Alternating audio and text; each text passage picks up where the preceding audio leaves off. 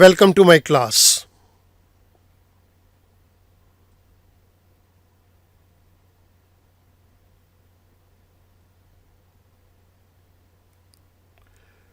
The Indian Contract Act 1872. इस video lecture के अंदर हम बात करेंगे an agreement to agree in future. This is lecture number 33. Does an agreement to agree in future constitute a valid contract? आज की date के अंदर हमने एक एग्रीमेंट किया जिसके अंदर हमने ये कहा कि हम फ्यूचर में एक एग्रीमेंट करेंगे. क्या आज का किया हुआ एग्रीमेंट एक वैलिड कॉन्ट्रैक्ट माना जाएगा? इस वीडियो लेक्चर के अंदर हम इसी बात को डिस्कस करेंगे. One of the essential requirements of a valid offer is that the terms of the offer must be certain and not vague. किसी भी ऑफर के वैलिड होने के लिए उसके अंदर कुछ असेंशियल रिक्वायरमेंट्स का होना ज़रूरी है, जिसके अंदर एक रिक्वायरमेंट ये भी है कि the terms of the offer must be certain and not वेग. ऑफर के अंदर दी गई टर्म्स बिल्कुल निश्चित और पक्की होनी चाहिए. इस बात को अंडरस्टैंड करने के लिए एक एग्जाम्पल की मदद लेते हैं. Mister A purchase a horse from mister B and promise to purchase another horse if the first one that he purchased proves to be lucky for him. Mister A ने mister B से एक घोड़े को purchase किया और mister A ने mister B को एक प्रॉमिस दिया, मैं तुमसे दूसरा घोड़ा परचेज करूंगा अगर पहला घोड़ा मेरे लिए लकी साबित हुआ. Later on mister A refuse to purchase second horse. बाद में मिस्टर ए ने दूसरा घोड़ा परचेज करने से इनकार कर दिया. Mister B could not enforce the agreement because the terms of the offer were vague. Mister B mister A को दूसरा घोड़ा लेने के लिए कंपेल नहीं कर सकता क्योंकि उनका जो एग्रीमेंट हुआ था वो एग्रीमेंट निश्चित ही नहीं है, सर्टेन ही नहीं है, उसके अंदर वेगनेस है. The parties must agree on the terms of their contract and these terms must be certain.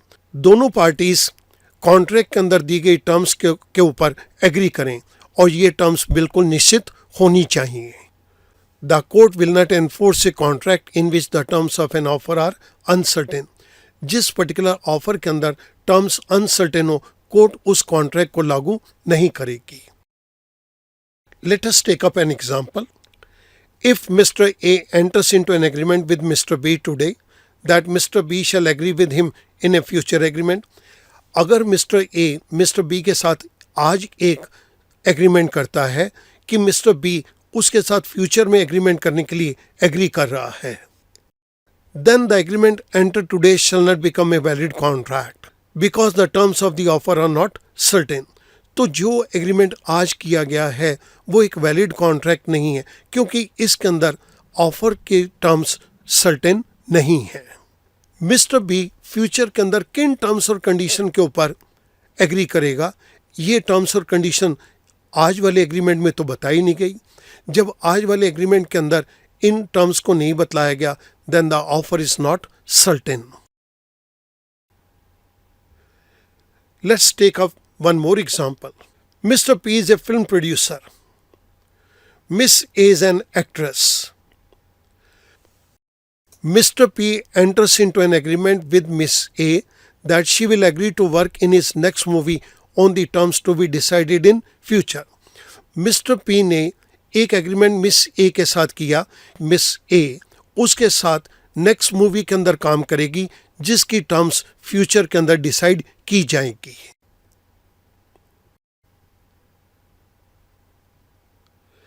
Here the terms of the offer are not certain.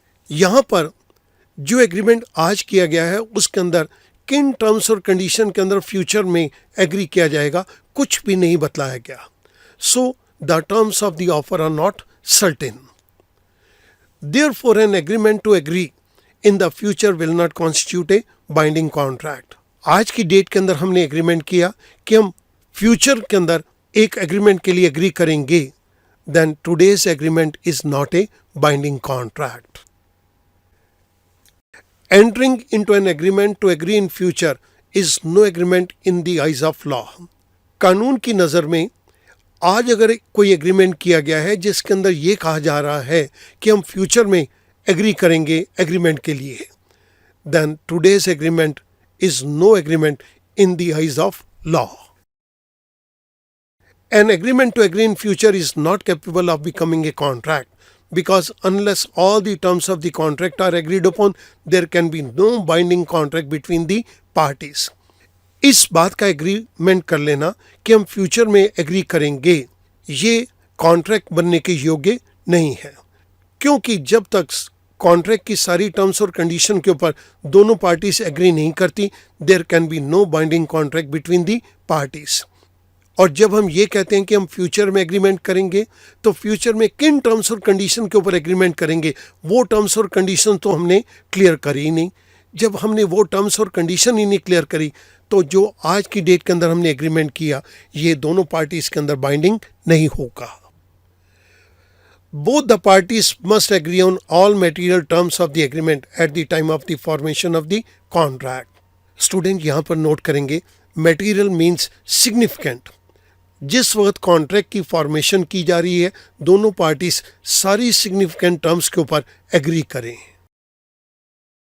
The terms of the agreement must be either definite or capable of being made definite without further agreement of parties. जो भी agreement की terms हैं वो बिल्कुल निश्चित होनी चाहिए, या capable of being made definite, या उनको निश्चित करने के लिए हमारे पास योग्यता होनी चाहिए बिना किसी फ्यूचर एग्रीमेंट के. इन सिंपल वर्ड्स हम ये कह सकते हैं कि एग्रीमेंट की टर्म्स या तो निश्चित हों या उन्हें निश्चित करने के लिए हमारे पास कोई तरीका हो बिना किसी फर्दर एग्रीमेंट के. Where a material term in the future contract is not agreed upon by the parties either expressly or by conduct of the parties, जहाँ पर फ्यूचर कॉन्ट्रैक्ट की कोई सिग्निफिकेंट टर्म पार्टीज ने एक्सप्रेसली बोल के, लिख के या अपने कंडक्ट के द्वारा उसको एग्री नहीं किया, and which can be made definite only by future agreements between the parties, then there is no contract. और जिस पर्टिकुलर टर्म को हम फ्यूचर एग्रीमेंट के अंदर ही डेफिनेट कर सकते हैं, उस केस के अंदर हम आज किए गए एग्रीमेंट को कॉन्ट्रैक्ट की शेप के अंदर कन्वर्ट नहीं कर सकते. However, if the contract contains therein some machinery for ascertaining the terms of future contract, there is a binding contract. अगर किसी कॉन्ट्रैक्ट के अंदर कोई ऐसा जरिया है, तरीका है, जिसके द्वारा हम फ्यूचर के कॉन्ट्रैक्ट की टर्म्स को निश्चित कर सकते हैं, तो आज के अंदर भी किया गया एग्रीमेंट एक बाइंडिंग कॉन्ट्रैक्ट ही माना जाएगा. लेकिन आज किए गए एग्रीमेंट के अंदर अगर हमारे पास फ्यूचर के अंदर होने वाली टर्म्स को क्लियर करने के लिए कोई मैकेनिज्म नहीं है, कोई तरीका नहीं है, कोई रास्ता नहीं है, तो आज का किया गया एग्रीमेंट बाइंडिंग कॉन्ट्रैक्ट की शेप नहीं ले सकता. मैं एक पर्टिकुलर केस को यहाँ पे फोकस करूँगा और इसके डिसीजन को आपके सामने टेकअप करूँगा. In Foley versus Classique Coaches Limited, Lord मैघम observed that it is indisputable that unless all the material terms of the contract are agreed, there is no binding obligation. इस बात के ऊपर कोई डिस्प्यूट ही नहीं है, जब तक किसी कॉन्ट्रैक्ट की सारी सिग्निफिकेंट टर्म्स एग्री नहीं की जाती पार्टीज के द्वारा, तब तक पार्टीज के बीच में कोई भी बाइंडिंग ऑब्लिगेशन नहीं हो सकती. लॉर्ड मैघम ने इस बात को बिल्कुल क्लियर कर दिया, an agreement to agree in future is not a contract. कोई भी ऐसा एग्रीमेंट जिसके अंदर हम ये कह रहे हैं कि हम फ्यूचर में एग्री करेंगे, तो ये एग्रीमेंट कॉन्ट्रैक्ट नहीं कहलाएगा.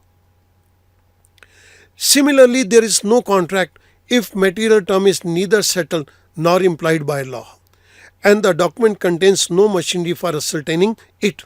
इसी तरह से उस जगह पर कोई कॉन्ट्रैक्ट नहीं होगा जहाँ पर सिग्निफिकेंट टर्म्स को पार्टीज ने फिक्स नहीं किया, सेटल नहीं किया, या कानून उन टर्म्स को फिक्स या सेटल नहीं कर सकता, या डॉक्यूमेंट के अंदर कोई ऐसा जरिया या तरीका नहीं बताया गया उन टर्म्स को फिक्स करने का.